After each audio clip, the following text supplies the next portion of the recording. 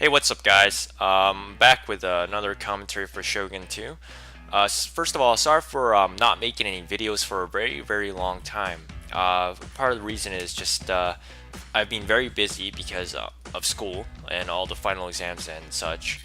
But it's all over soon, and yeah, that's a good thing. And also another thing is that I'm just really not finding Shogun 2 very interesting anymore because I've played this game for quite a long time, so people just get bored after a while and such. So yeah, that's just kind of how it is.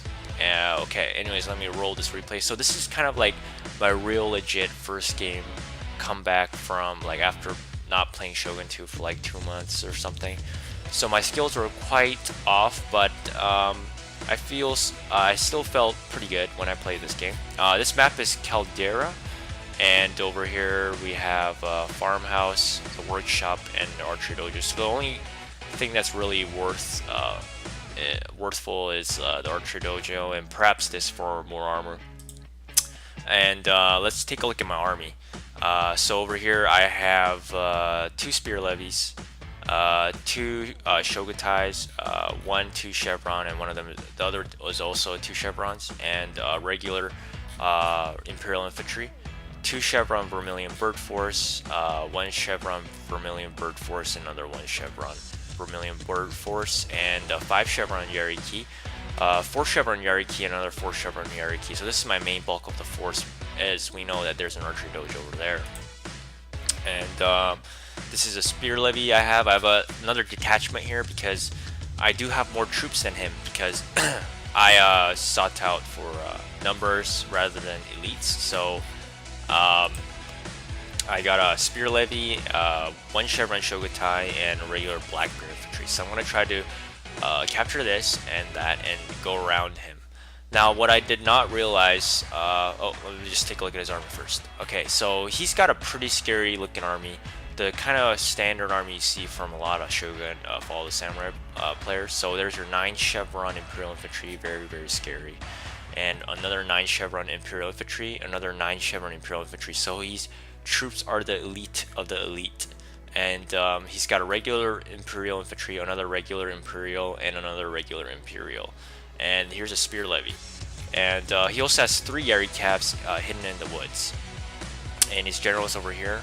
He's a gungen. Yes, over here he has a regular Yariki, a 7 chevron Yariki, and a 6 chevron Yariki. So I think our cavalry are pretty balanced because he does have a regular one. And since what I do in the beginning is rush all my calves over here to archery dojo to capture it because I am a melee gen, so I do have the advantage in capping dojos with my cav. I think I could have done better with my calves.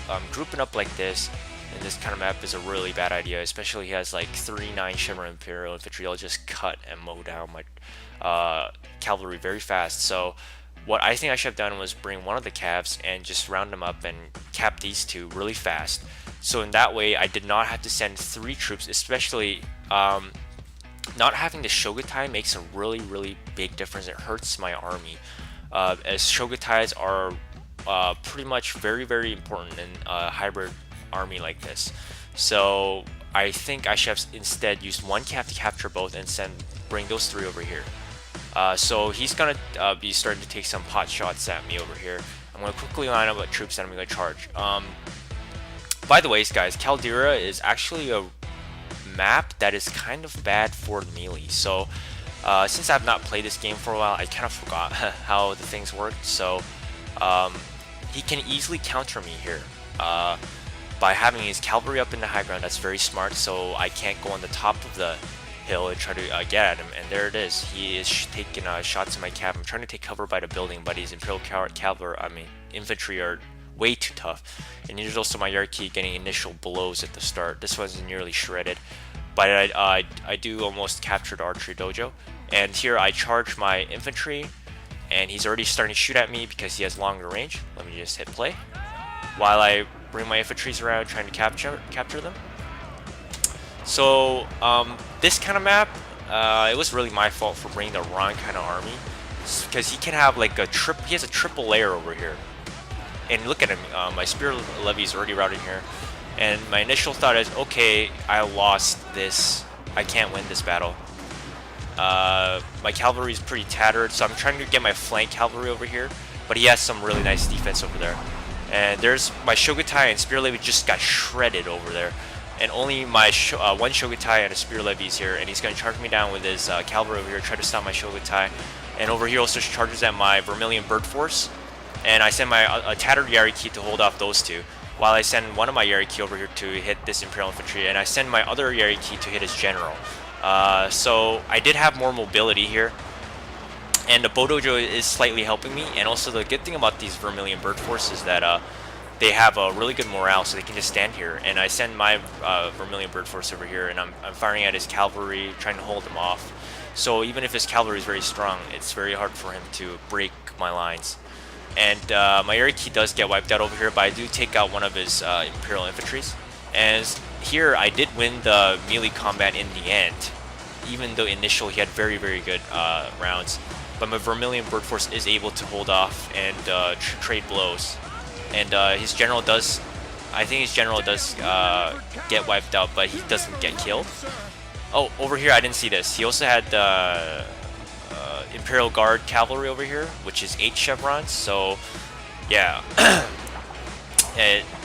he tried, but you know, I pretty much just using my mobility, I was able to outmaneuver him, and I still have 3 in reserves right now, and that's pretty much what how this battle went. So even though this battle was probably more favorable to him, as this map is pretty much you're fighting like here, so you have this short distance, and you saw his 3-line defense system with the rifle, so you can constantly fire like that.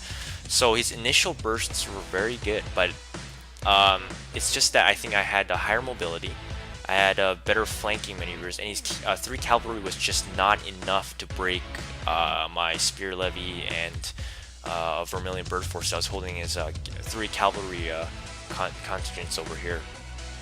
So yeah, that was a good game to my opponent. And if I remember seeing on the results screen, our casualties were almost the same. It was about 540 or something. So he did very good, but I was just able to outmaneuver him and pretty much just have more numbers than him.